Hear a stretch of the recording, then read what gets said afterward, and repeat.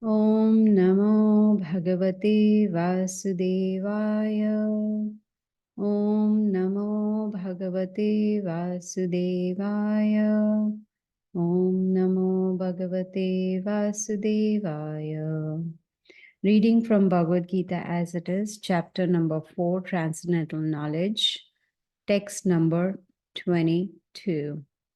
Yatra chalava santushto dvandvatito vimatsaraha samha siddhava siddhau cha kritva pina nibhadyate. Translation and purport by Srila Prabhupada. Srila Prabhupada ki jai. He who is satisfied with gain which comes of its own accord, who is free from duality and does not envy, who is steady in both success and failure, is never entangled, although performing actions. Purport. A Krishna conscious person does not make much endeavor even to maintain his body. He is satisfied with gains which are obtained of their own accord. He neither begs nor borrows, but he labors honestly as far as is in his power and is satisfied with whatever is obtained by his own honest labor. He is therefore independent in his livelihood. He does not allow anyone's service to hamper his own service in Krishna consciousness. However, for the service of the Lord, he can participate in any kind of action without being disturbed by the duality of the material world. The duality of the material world is felt in terms of heat and cold, or misery and happiness. A Krishna conscious person is above duality because he does not hesitate to act in any way for the satisfaction of Krishna.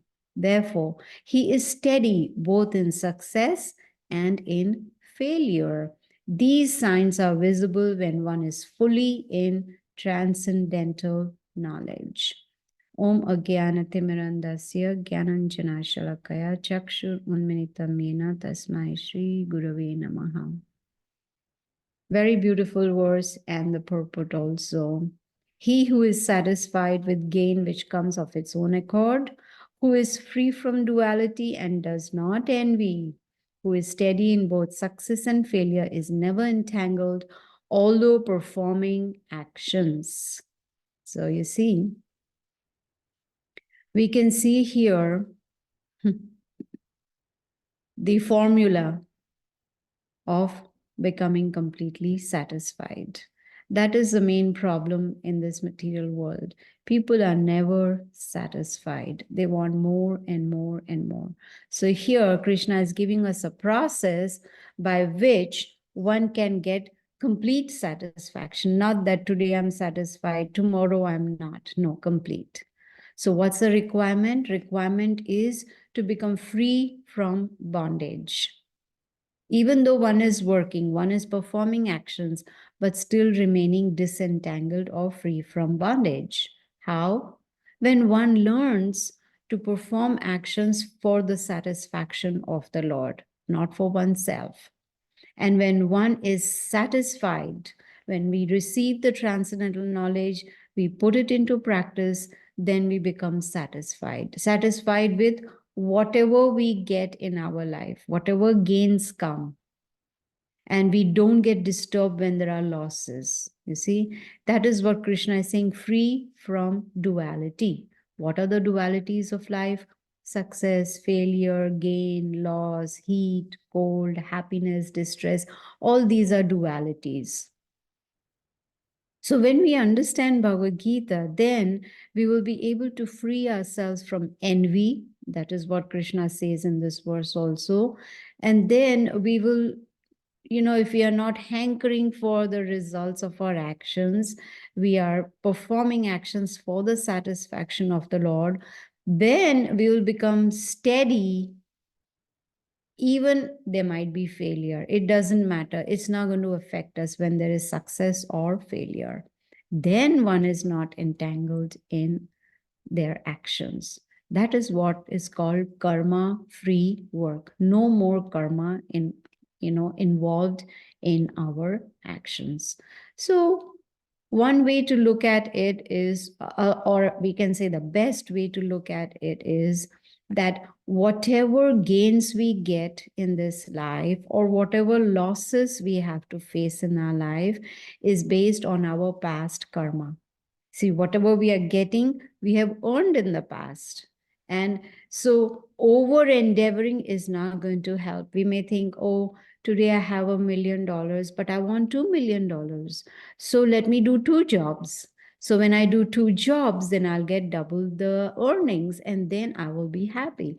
So, but if in my karma, there is only a certain amount of gain, that is all I'm going to get, whether I do two jobs or three jobs or one job.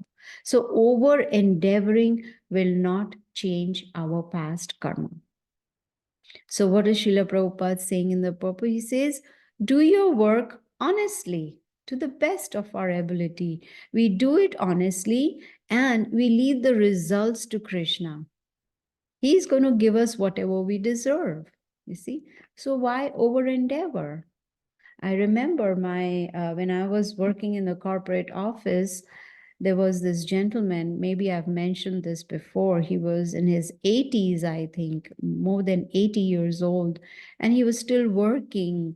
So one day I just inquired from him that, the retirement age in the US is 65. Why are you still working?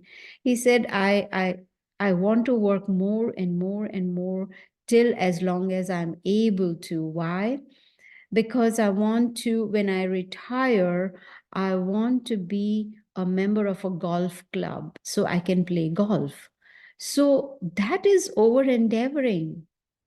You are that is actually waste of human form of life. Over endeavoring so much when it is not even necessary, right?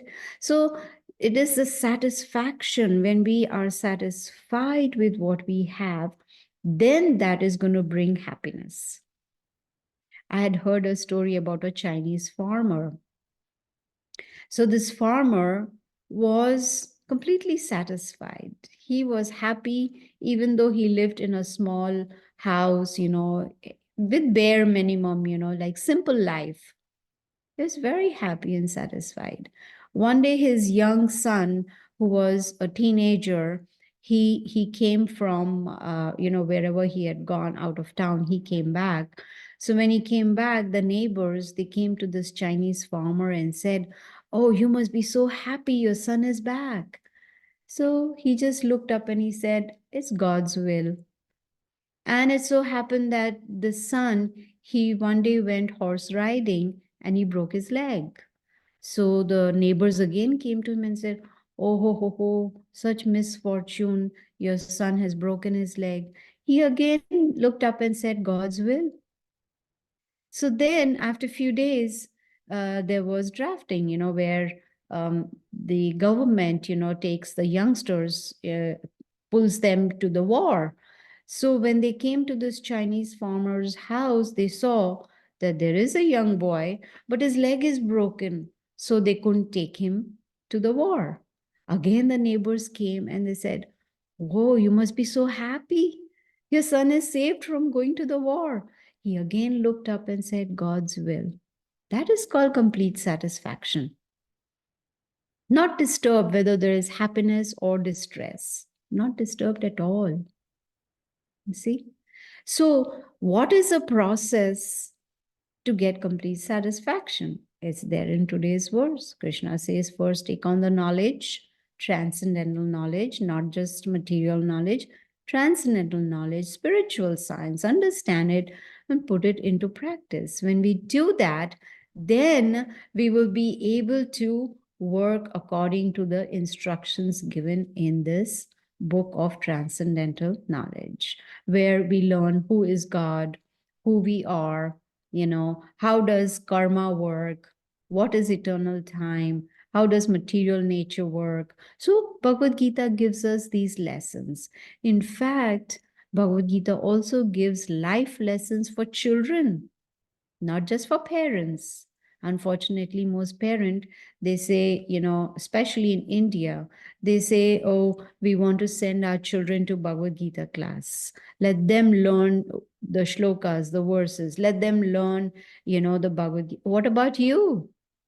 What about the parents? If the parents don't take on knowledge, how can they expect the children to take that knowledge? Because children, they follow example. So Bhagavad Gita is for everybody, for teenagers, for children, for adults, for the whole family. See, in chapter 4:1, we saw Arjuna was so confused. He was like, I don't know what to do. And he was so compassionate. He couldn't fight with his relatives and he was feeling morose and sad. And he was giving so many reasons to Krishna why he should not fight. Don't we also have excuses to not do what we are supposed to do? We have a list of excuses, a bag of excuses. See? So in chapter 2, Krishna starts explaining to Arjuna, which is the beginning of his instructions, that you are not this body, you are the spirit soul. Your relatives that are standing here in the war, they are eternal souls. Only their bodies are going to die, not the soul, because the soul lives forever. It never dies, right? In chapter 3, we learned about karma yoga, how to perform actions, the difference between karma, akarma, and vikarma. See, how to perform. Even last Sunday's class was all about actions, how to perform actions, how not to perform actions, what is inaction in action, and what is action in inaction. You see? Those who are working in consciousness of Krishna, even though they are performing actions, it is considered inaction, as if they are not performing anything. Why? Because there are no reactions attached to it. They are working for Krishna. So it is considered that there is inaction in action. They are doing actions, but still no karma at all. Whereas those who are not working at all, which is called inaction, not doing any action, they are still considered to be in action. Why? Because they are still getting results of their reactions. Like I explained, they are breathing or they are walking and killing so many living entities, even though they are not performing any action, which is called inaction, no action at all. But still, it accrues a lot of karma. And whether it is good actions or bad actions, good reactions or bad reactions, both entails getting another material body. So Bhagavad Gita taught us in chapter 3 also how to lead a karma-free life, how to do karma-free work. Yagnarthat karmano natra lokoyam karma bandhanaha. That when we perform our actions as a sacrifice for the Supreme Lord without desiring results, to enjoy the results of our activities, that is karma-free life, karma-free work. So here in this verse, Krishna is talking about no dualities. You see? If we follow the instruction from the Bhagavad Gita, we will learn to come to a stage where we are samadarshinaha, equal vision. There are no dualities.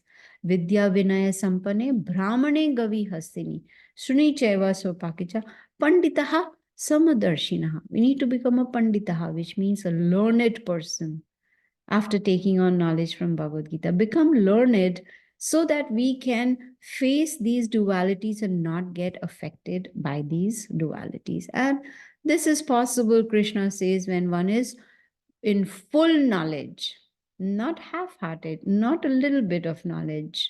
In fact, there's a saying, little knowledge is dangerous.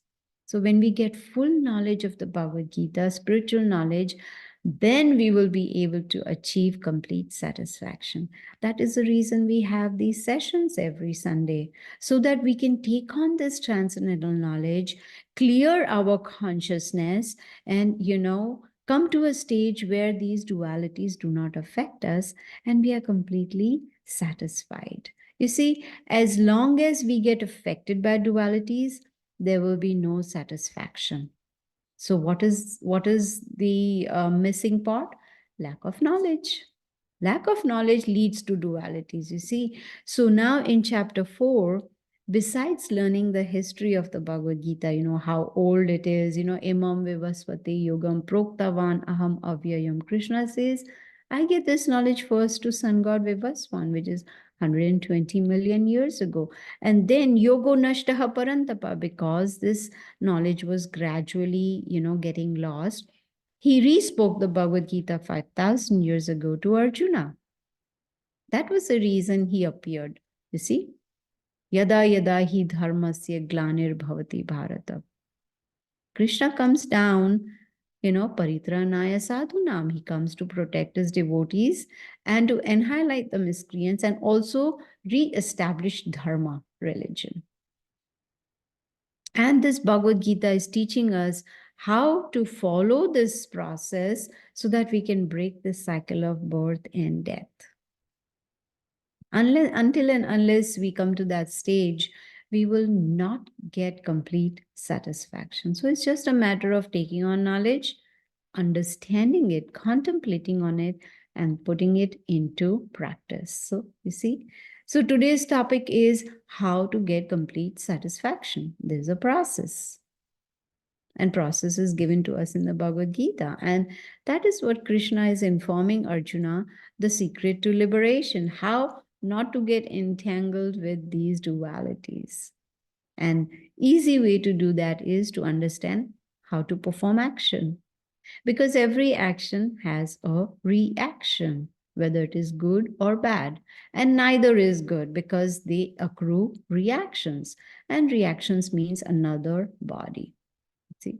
So we just need to change our consciousness, not our work, but change our consciousness. Try to understand that these three modes of material nature can bind us in this material world: goodness, passion, and ignorance.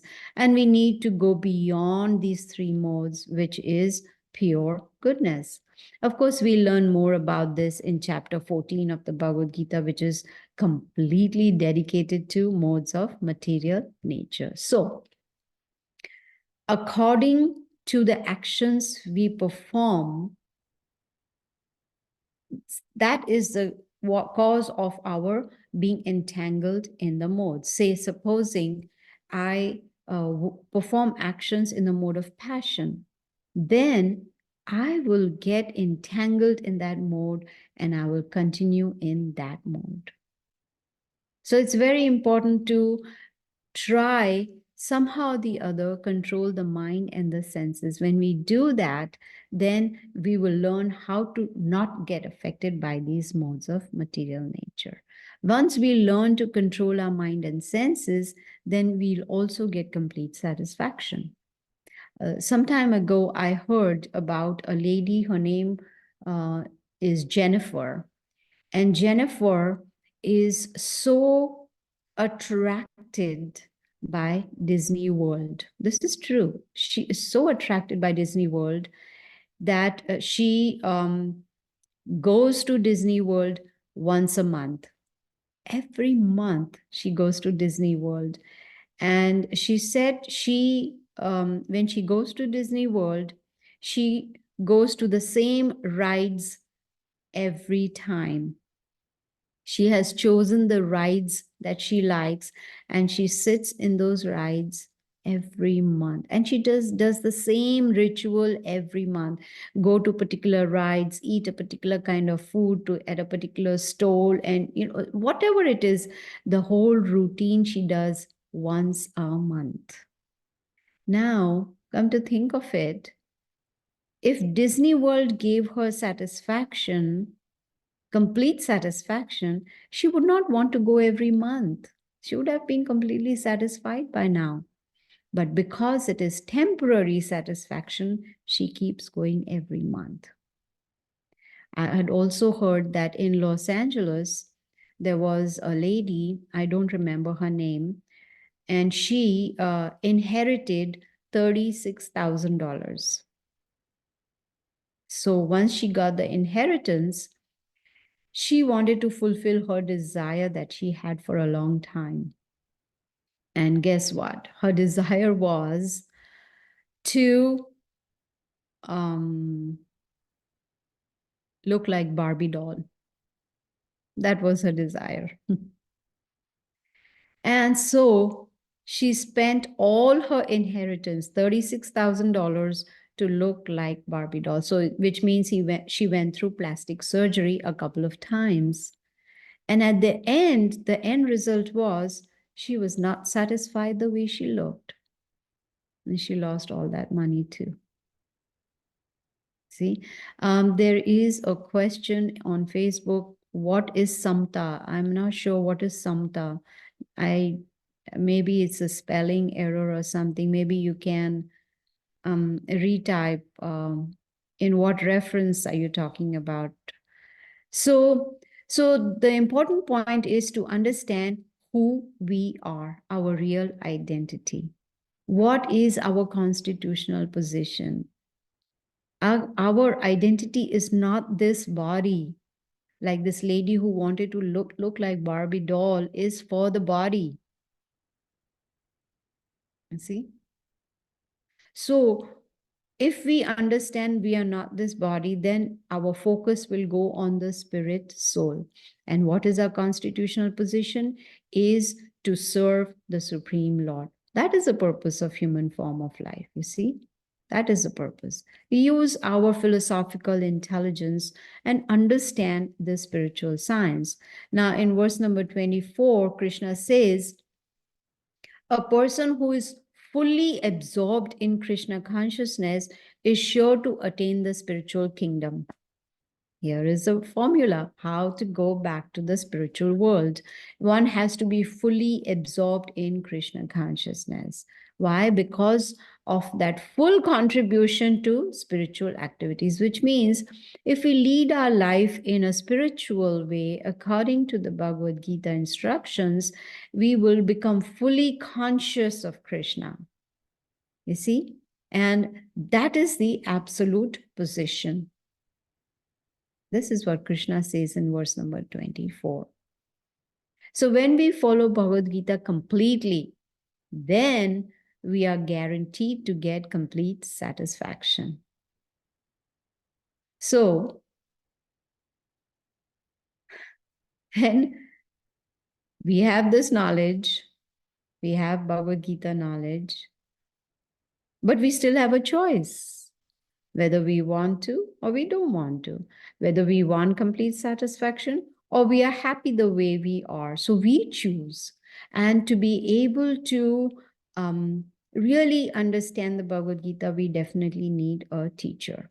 If we decide, yes, I do want to understand who I am, I do want, not just theoretically, you see, the realization also needs to be there. In theory, it's very easy to say, I'm not this body, I'm not this body, I'm not this body. But what about putting it into practice, realizing it? That is what Bhagavad Gita is teaching us. So if we want to become spiritual, if we want to understand this process, then the first step is to do mantra meditation. We chant the holy names, Hare Krishna, Krishna Krishna, Hare Hare, Hare Ram, Ram Ram, Hare Hare. When we chant the holy names on a daily basis, that will help us to purify the mind and the senses and the intelligence and the heart.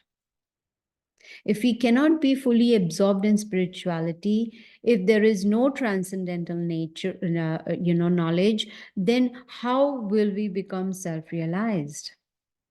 That's the reason we meet every week, so that we can hear Bhagavad Gita, understand our true identity, and make progress in our spiritual life. You see, when we get sick, what will we do? We go to the doctor. When we are diseased, we are materially contaminated, we want to get well.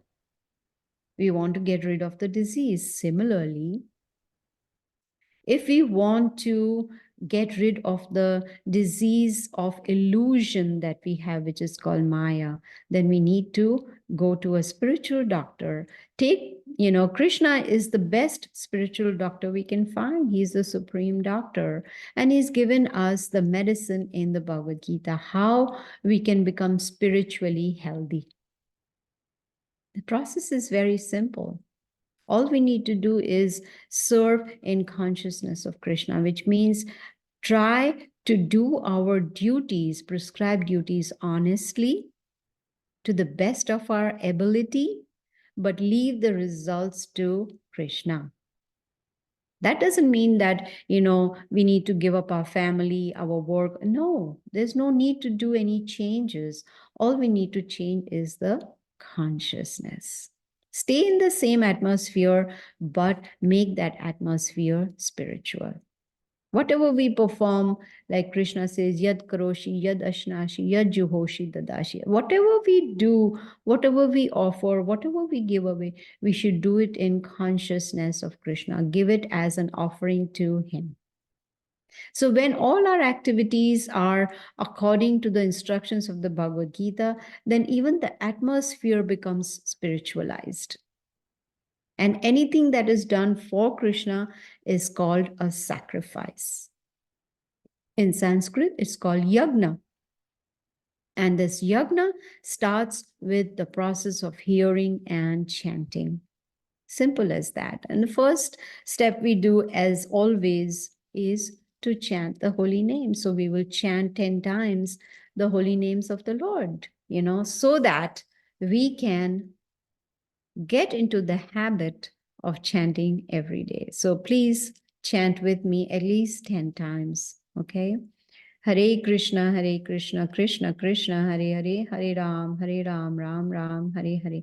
Hare Krishna, Krishna Krishna, Hare Hare, Hare Ram, Ram Ram, Hare Hare. Hare Krishna, Krishna Krishna, Hare Hare, Hare Ram, Ram Ram, Hare Hare. Hare Krishna, Krishna Krishna, Hare Hare, Hare Ram, Ram Ram, Hare Hare. Hare Krishna, Krishna Krishna, Hare Hare, Hare Ram, Ram Ram, Hare Hare. Hare Krishna, Krishna Krishna, Hare Hare, Hare Ram, Ram Ram, Hare Hare. Hare Krishna, Krishna Krishna, Hare Hare, Hare Ram, Ram Ram, Hare Hare. Hare Krishna, Krishna Krishna, Hare Hare, Hare Ram, Ram Ram, Hare Hare.